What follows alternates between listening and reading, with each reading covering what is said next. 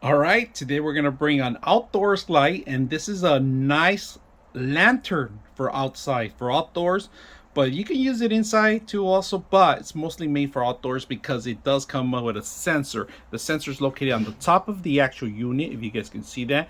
And it's gonna illuminate a silhouette of an actual forest with deers and then another forest on the other end. What's included? It comes a pair of two, all right, or you could get it by itself. They give you the actual light fixture equipment that you need for the electrical work, the back end, and including the LED light and the actual back end plate. So we're gonna set this up today. We're gonna test the sensor to see how bright it is and how it works. So let's go ahead and do that and set this up. Behind it, you guys can see it's very simple. You got the ground, hot and neutral, and then this plate actually just interacts with this area, and that's pretty much it.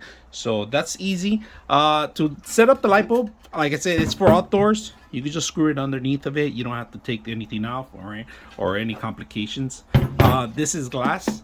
This is glass. It's frosted glass, so it's gonna reflect. If you guys can see, it's kind of black with a little bit of glitter all around the actual color.